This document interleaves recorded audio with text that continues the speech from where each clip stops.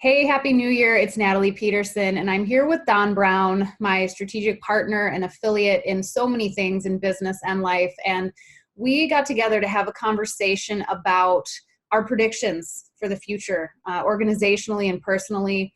And, normally we're in a position where we like to look at the year ahead, both for ourselves and what it means for our business. And this time around, we're ending a decade and beginning a new one. So in our conversation, we got into predictions that went much further out this time, and we thought you would enjoy hearing about them, what we had to say, and also what the implications for you as leaders might be. So Don and I are going to go kind of back and forth to share the predictions that we have organizationally, and then also how they impact you personally. We hope you get a lot of value out of this. We'd love to hear your feedback, thoughts, and like I said, have a great new year.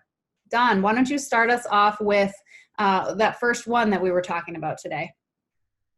Thank you, Natalie. Yeah, we first started talking a little bit about, all right, 10 years from now. These are all the dynamics of today. In the next 5 to 10 years, what's going to be going on? And first and foremost, we look at the idea that a process of expansion and growth, economic growth, is going to continue, and probably up through at least the half of the decade.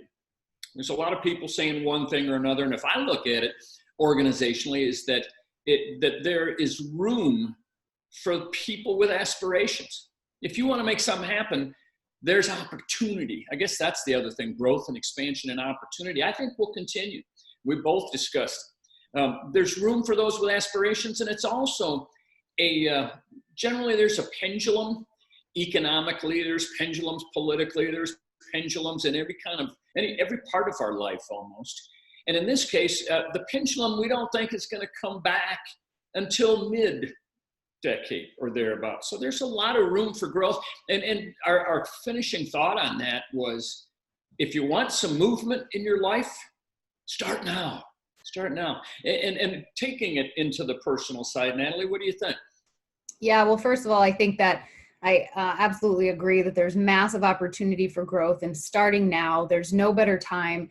I think my response to that and what we talked about is personally, when you think about it, what are you going to do about this prediction? And the idea of starting now and how important that is, because you don't want to wait for the company to take care of you. When you think about, well, are they going to help me grow and develop? My prediction in most cases, and what we talked about, is no. If you want to grow, you need to invest in yourself for yourself.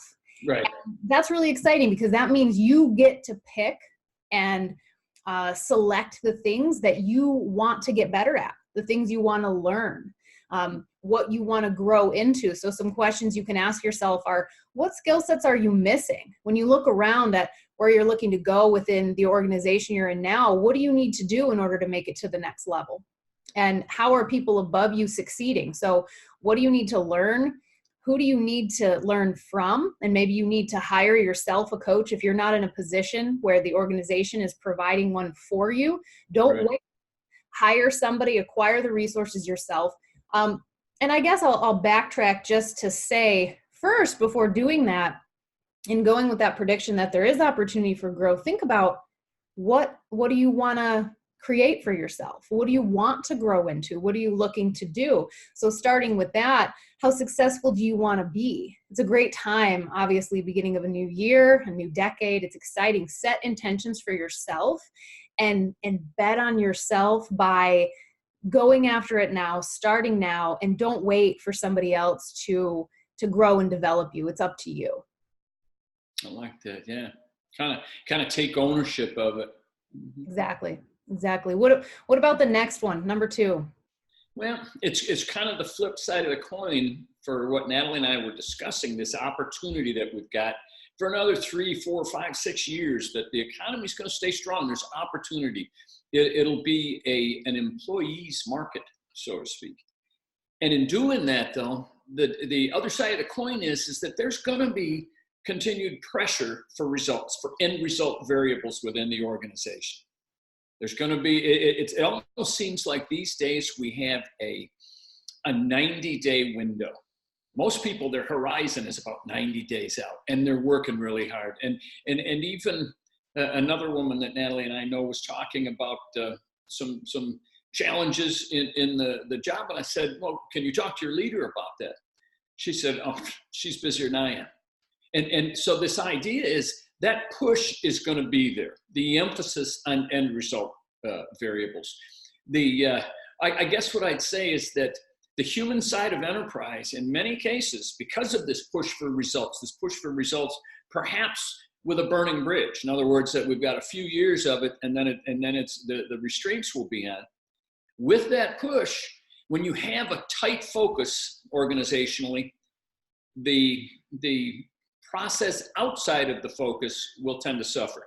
And to me, I think what does suffer is the human side of enterprise from a larger picture. And personally, I think that's got a lot of implications to each individual out there.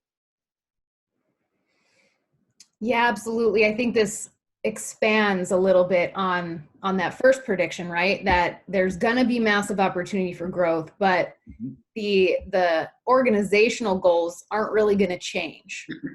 So, so if you know that, the biggest thing is the need to really confront your reality and to understand what you can control and what you can't.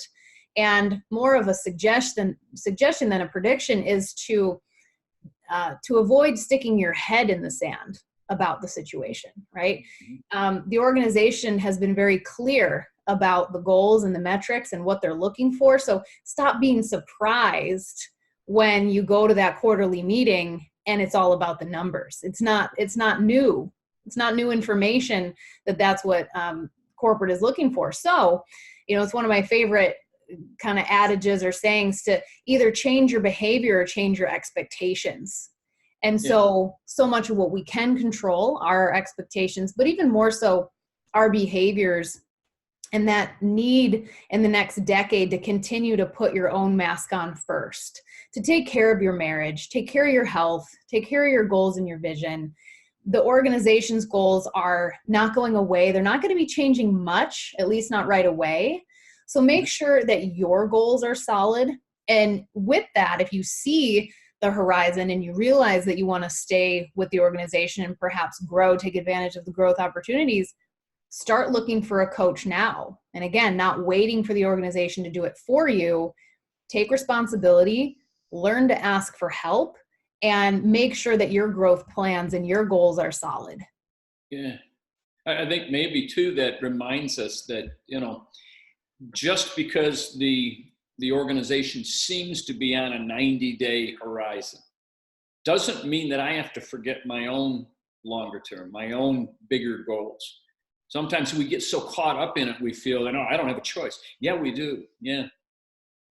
The third prediction that Natalie and I were discussing it kind of falls off of this. We're looking at current environmental factors out there, and the idea that we have a healthy economy, the idea that we have organizations that are pushing for results.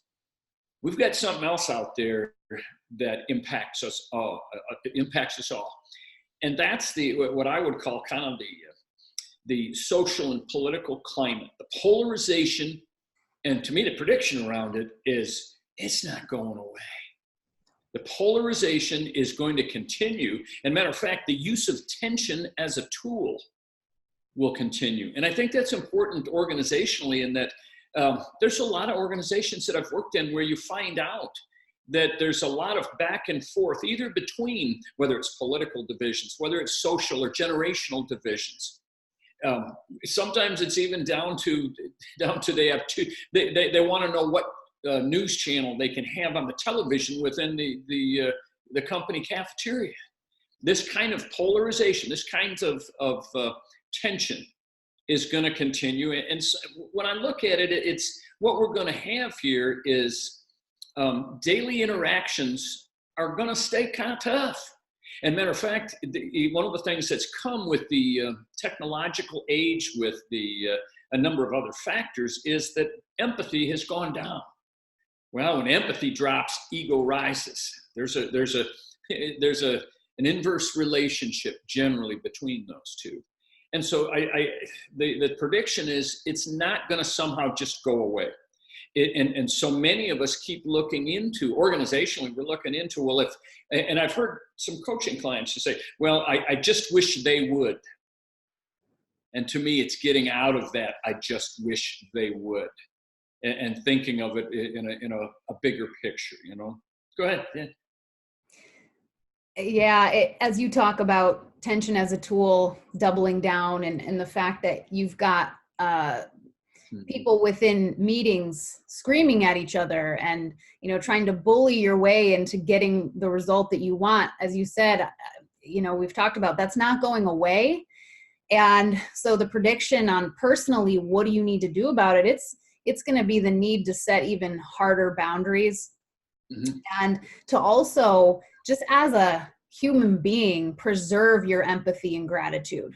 It's so important to remember that, because when you get caught up in the day-to-day and you have people around you where you're using tension as a tool, things aren't civil, everybody's wrapped up in their own desires and drives and goals and ego for the most part. It's really important that you, as an individual, as a leader, that you are clear about what you believe in and what you will stand for as a person.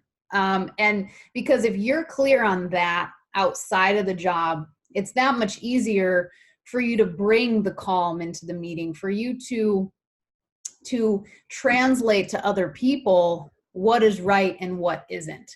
And it can be really hard to do in a group setting, in a setting where, you know, empathy is down all around.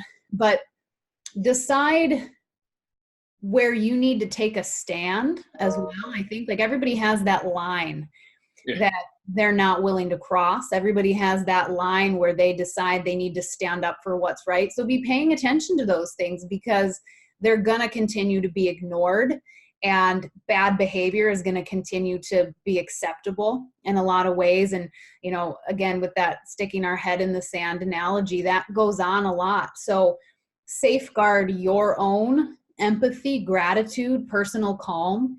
And the best way that we know how to do that is by investing in your mental and physical stamina. Yeah. Because if you're taking care of yourself, you can practice gratitude more easily. You can practice empathy more easily. But if you internally don't feel good and the environment doesn't feel good, then there's really no way to pull yourself out of it. But if you're investing in things to prepare yourself mentally to set the boundaries you need to set, or preparing yourself mentally to lead from your heart versus what's going on around you, and then you invest in yourself physically, you know, just moving your body, fueling yourself properly, getting the proper rest, all these simple things that people just aren't doing because of the tension and the chaos and the stress that's around us. Make sure that you are setting those boundaries, making them very clear and hard for yourself, and as I said, safeguarding those valuable tools, those valuable assets for yourself in both your mental and physical stamina. Yeah. I like your use of the term calm. Calm is what's going to rule the day. So many organizations tend to relate through tension, relate through negativity. That's not going to cut it. As a matter of fact, if we're going to do something, the traditional definitions of leader as guide, direct, control, to me, those take a second seat to the definition of leader as pioneer, the one who goes first. You want a better world, you go first. And it's not going to happen without you doing that. Yeah. How about, you know, the next one we had, and it's been happening, but there's a lot more of it coming. And we look at it, Natalie and I discussed it as kind of the one word we used, exodus. And it's a talent exodus. It's a organizational memory exodus. And by that, I mean, some of the companies I work with, you've got demographic shifts. And some people have said it's going from okay boomer to okay millennial, show us what you got. If I look at some of the companies I work with, you can have over half of the top leaders in the organization retirement eligible within 2 years. Think about that. So you have a lot of people leaving. You also have talent exodus in younger generations, different generations that are saying, you know what, I am going to guard myself and I'm leaving.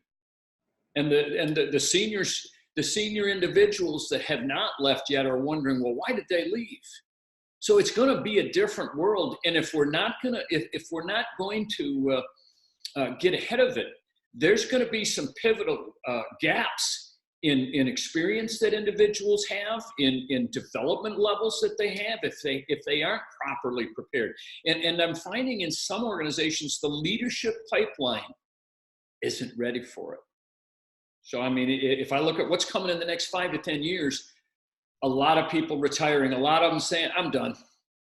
And a lot of other people saying, okay, but wait a minute, there's going to be a significant shift or a significant exodus there now. Yeah.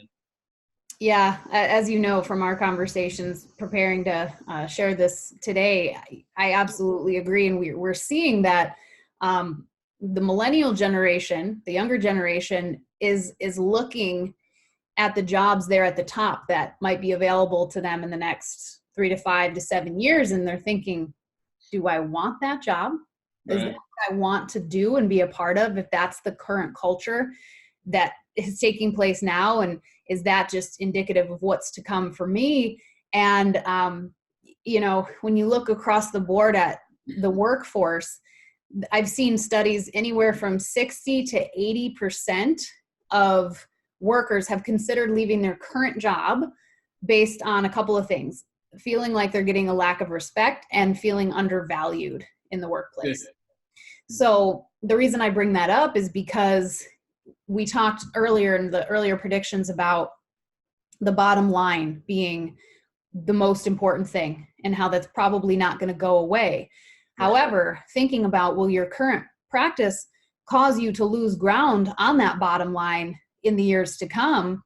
Because, you know, the future generations, they don't want to just be focused on the bottom line.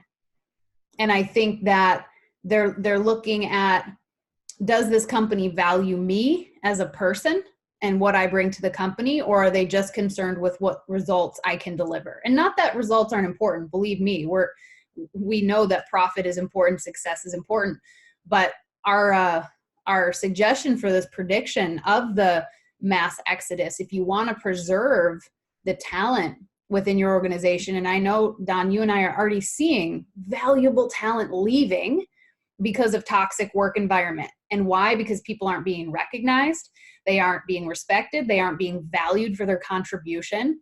And so now more than ever, invest in the value of the people that are working for you, in coaching, in development. And also, you know, aside from the human aspect of it, when you see the mass exodus of just organizational knowledge and history, make sure you have a plan in place for how are these generational divides, how are people going to work together through this exodus, so that when you do have the expertise leaving, that it doesn't completely leave the building.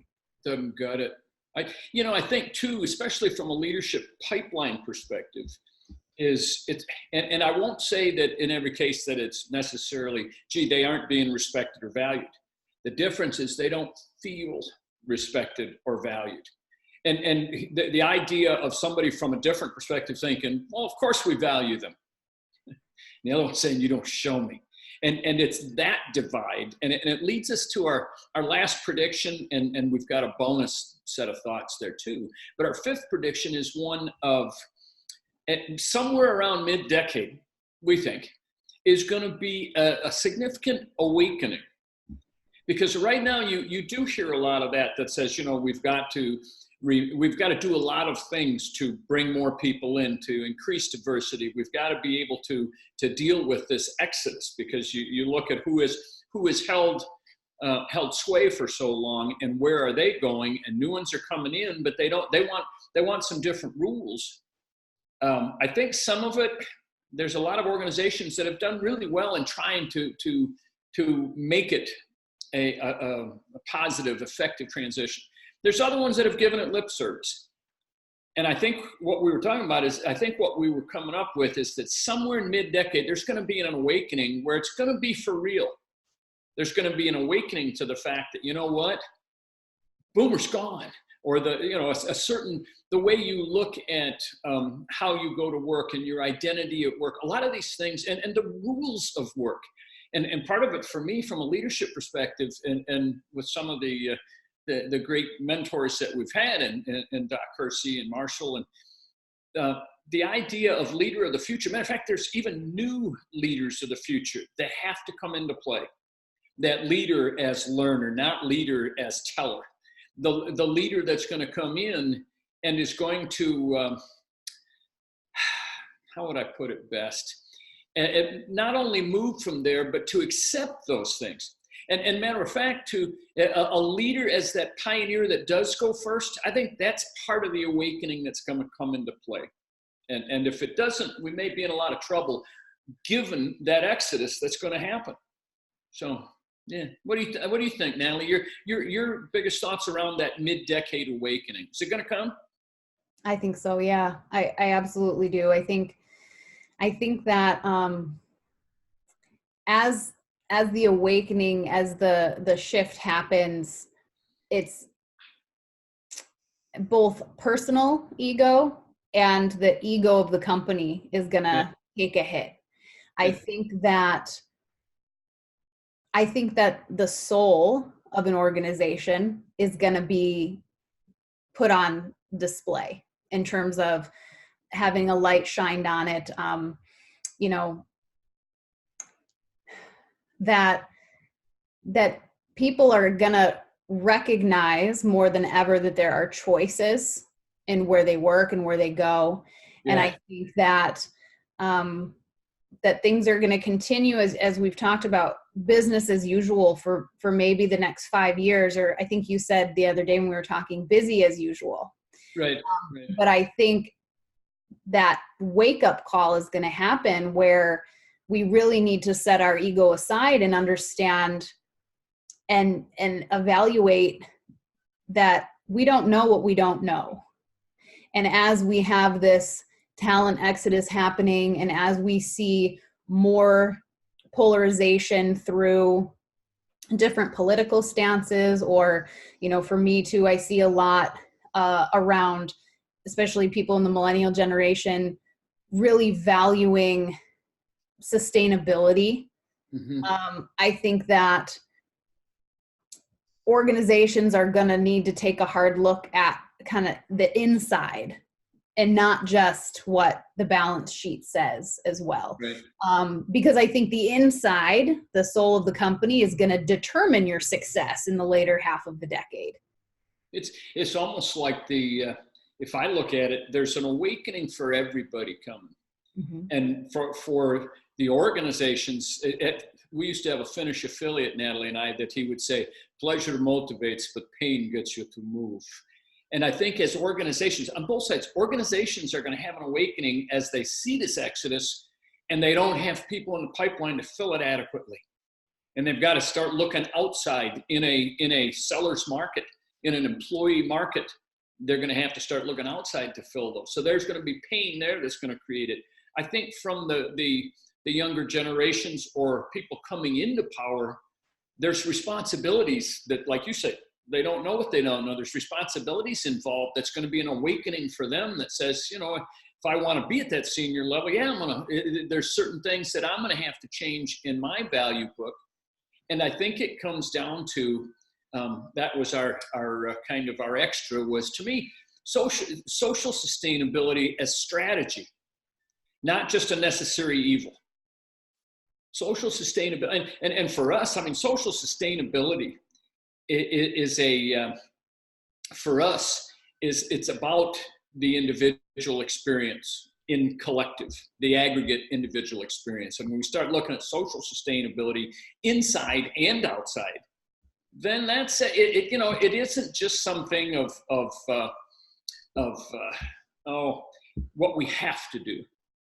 I think what the awakening will be from the organizational standpoint will be this is strategy. Social sustainability is strategy for us, and a way to carry us through that awakening or respond to that awakening. Yeah. Absolutely, absolutely. Because you know what, I know you believe this, and I certainly do as well. And we see it all the time that it takes energy to lead, and if you don't invest in it, if you don't guard it, you're going to lose it. That doesn't just appear out of nowhere. And I bring that up now because some of that is important to discuss for organizations as far as social sustainability. You know, right now the emphasis has been on economic and environmental sustainability first, and we're starting to understand a little bit more, you know, what does social sustainability really even mean? And as you said, the sustainability as a strategy, both internally to make sure that the well-being of your workforce is taken care of, that you have healthy and safe and cared for employees working for you, because I think people want to work for an organization that makes them feel valued, especially where I live and where I've been working. A lot of the organizations are dealing with a lot of retention and turnover issues. And the thing I see most glaringly obvious is that, you know, if you create an environment people want to be a part of, and an environment where they feel cared for and safe and everything else, they're going to want to stay, and they're going to suggest other people come work for you too, as you look at needing to draw different talent into the workforce. Right. And then also, you know, we've seen it with the companies, and there aren't a ton of them, but with the companies that do put social sustainability first, they continue to be leaders in their market. You know, especially, you know, Patagonia, REI, those are just a couple that come to mind as far as putting social and economic and environmental sustainability first. They value relationships, they value their social impact, and they continue to see that their results grow as a result. And it's really hard to measure, so we get a little bit scared of that. Again, with the ego, we get a little uncomfortable with the unknown and the ambiguity of how this is really going to impact things. And for companies trying it for the first time, you know, being willing to fail a little bit. Nobody gets it perfect or right the first time. But when you are putting yourself out there, when you are truly investing in that social sustainability, you will see change. You will see the organization gaining ground. And I think over time, and what we've talked about is that your brand reputation, both from a social impact standpoint as well as an employee impact standpoint, it's going to start affecting your reputation as an organization. And ultimately, I believe toward the end of the decade, your success as an organization as well. Numbers. Yeah. I think too, what has happened is so many of us have gotten accustomed to, in different times. Say we have the back, 11 years ago, 12 years ago with 2008 and 2009, where you had an economic drop. Then everybody says, all right, our focus is on results, on making sure we survive, making sure we become more viable. We have to change who we are. I think the same thing's happening, even though the numbers are good. And like I mentioned about pain, in the last 12 to 14 months, there's been 3 individuals that I've worked with in a coaching relationship that have left the organization they were in. And it was a win. It was a win for them. It was a win for the organization because there was problems. And again, our best advice has always been, if you have a problem, you can either accept it, change it, or leave it. And there's more and more these days that are choosing to leave it. And I think social sustainability as strategy can get you the numbers you need in a healthy, robust economy, and not just not just the feeling of, well, I've got a 30-day, I'm on a treadmill with nothing but a 30, 60, 90-day window in front of me. It's not something that's going to drive me or my customers or my community. Yeah. Thank you, Nat. That's been fun. Thank you. Thank you. I think we really enjoyed having this conversation just amongst ourselves. I hope that you enjoy it too. And again, we'd love to hear your feedback to this, as far as, your opinions and reactions to our predictions and that. And we wish you a safe and healthy new year, and we'll see you in 2020. Absolutely. Peace.